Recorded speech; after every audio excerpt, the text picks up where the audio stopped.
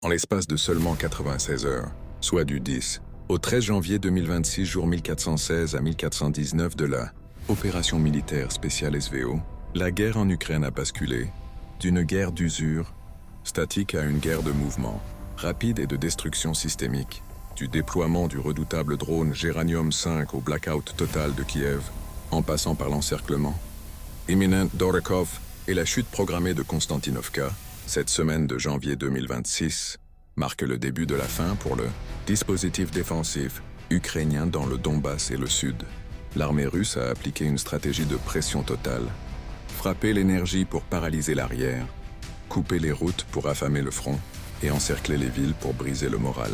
Voici l'analyse détaillée point par point de ces 4 jours décisifs. 1. Le Sud et Zaporijia. L'étau d'Orekov se referme. C'est sur ce front que la manœuvre stratégique la plus brillante s'est déroulée. En 4 jours, la Russie est passée d'une pression locale à une menace d'encerclement majeur. 10 janvier, la préparation. Les forces russes repoussent l'ennemi de Pavlovka et Novoyakovlevka. L'objectif est clair, ouvrir la route vers Novoboïkovskoye.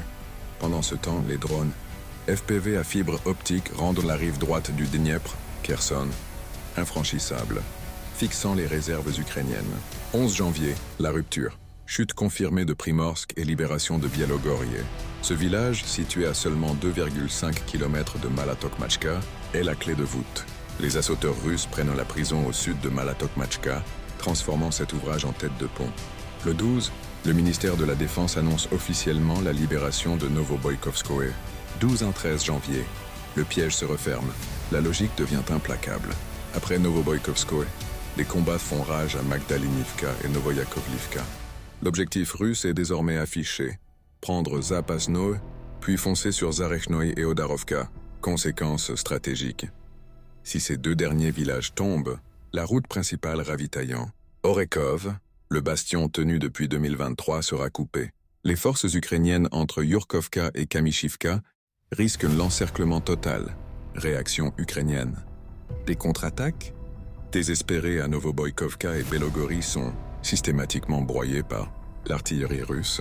À Gouliaïpol, une avancée russe de 15 km en profondeur crée un vide que l'infanterie ukrainienne épuisée ne peut combler.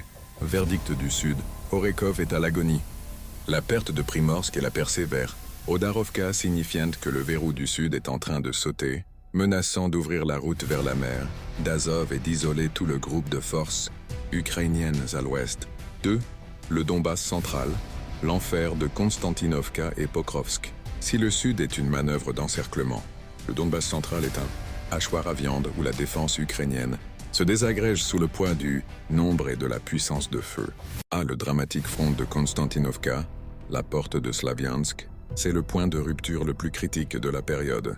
11 janvier, la menace surgit.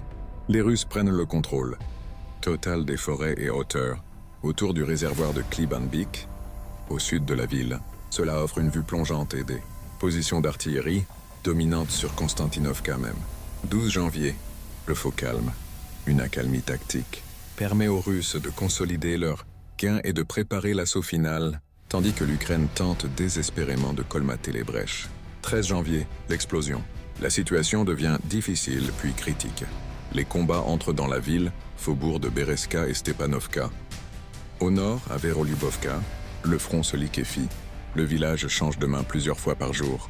Et les localités de Klinovo et Popasnoye deviennent des zones grises. En jeu, Konstantinovka est le dernier verrou avant le grand sanctuaire de Slaviansk-Kramatorsk. Sa chute signerait la perte effective de la région de Donetsk. Belaks Krasnoarmeïsk, Pokrovsk, l'asphyxie logistique. Parallèlement, la tenaille se resserre sur Pokrovsk. Encerclement tactique, du 10 au 13 janvier, les Russes ferment méthodiquement des poches. À Novopavlovka, la garnison ukrainienne est totalement bloquée. À Volnoe, une autre poche est fermée à l'est. Guerre ferroviaire. L'objectif prioritaire est de couper la voie ferrée vitale. Les combats font rage à Grishino, Ivanovka et Dorojnoe, désormais en zone grise. Les droneurs russes transforment les routes de ravitaillement Drushkovka, Rodensko en cimetière de blindés. Progression constante. Avancée confirmée vers Kucherovia, Sofievka, un 5 km gagné, et approche des abords de Novopavlovka. La défense ukrainienne incapables de contre-attaquer efficacement, se contentent de subir, perdant du terrain chaque heure. Verdict du Donbass. Le système défensif ukrainien est étiré à l'extrême. Entre la chute imminente de Konstantinovka et l'étranglement de Pokrovsk, le commandement ukrainien doit choisir quelle ville sacrifier, car il n'a plus les réserves pour sauver les deux. 3. Le nord-est la menace sur Slaviansk et Liman. Alors que tous les regards sont tournés vers le centre, le front nord-est voit une avancée silencieuse mais terrifiante vers l'artère vitale de l'Est, Krasny Liman. Du 10 au 13 janvier, la pression ne faiblit pas. Les Russes nettoient Novoselovka, prennent pied à Yarovo et surtout s'approchent dangereusement de la route menant à Slaviansk, à l'ouest de Dibrova. Le danger. Si cette route est coupée, tout le groupe de forces ukrainiennes dans le nord du Donbass, Liman, Seversk se retrouve isolé de sa base arrière principale. Seversk-Zakotno. La ville de Zakotno est à moitié prise, avec une poche fermée au sud-ouest. À Ozern, l'ennemi est repoussé de l'autre côté du fleuve. La progression au nord de Reznikovka continue d'étendre le corridor russe. Tatianovka, malgré un relief difficile, les tentatives d'avancer vers ce village visent à compléter l'encerclement de Krasny Liman par le nord. Un verdict nord-est. La stratégie russe est claire, coupée. Slaviansk par le nord et l'est avant même que Konstantinovka ne tombe totalement, créant un super chaudron dans le Donbass nord. 4. Les fronts secondaires, Kharkiv, Kupiansk, Kherson. Même si moins médiatisés, ces fronts jouent un rôle crucial de fixation et d'usure. Kupiansk, l'usure urbaine. Situation stable mais tendue. Les Russes tiennent l'est de la ville et harcèlent des logs sur l'Oskol. La guerre de l'image bat son plein, drones avec drapeaux, ukrainiens sur l'administration, frappe russe précise sur les QG de drones.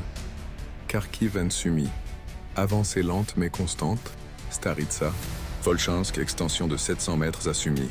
Ces attaques obligent Kiev à disperser ses dernières réserves sur un front de plus de 1000 km, affaiblissant d'autant les secteurs critiques du Donbass.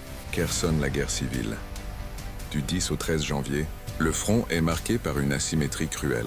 L'artillerie ukrainienne bombarde quotidiennement la rive gauche, plus de 70 obus par jour, tuant des civils à Novovladimirovka et Shulakovka. En réponse, les drones russes à fibre optique surveillant le fleuve, rendant toute tentative de traversée suicide. C'est un front d'usure psychologique et humaine. 5. La guerre stratégique, technologie, énergie et géopolitique. Cette période ne se joue pas que dans les tranchées. C'est une guerre totale qui vise le cœur industriel et moral de l'Ukraine, ainsi que l'unité de ses soutiens occidentaux. À la révolution technologique, le Géranium 5. Le 11 janvier marque un tournant technologique majeur avec la confirmation de l'usage du nouveau drone russe, Géranium 5. Spécifications. Terrifiante, 6 mètres d'envergure, 90 kg d'explosifs, l'équivalent d'une bombe aérienne lourde, portée de 1000 km. Impact. Contrairement aux petits drones précédents, celui-ci peut détruire des infrastructures durcies, des bunkers de commandement et des centrales électriques avec un seul impact. Son déploiement massif explique l'efficacité accrue des frappes profondes. P. Le blackout total de Kiev, 13 janvier. Pour l'apogée de la campagne énergétique survient le 13 janvier avec une attaque historique. Volume, plus de 300 drones et 25 missiles.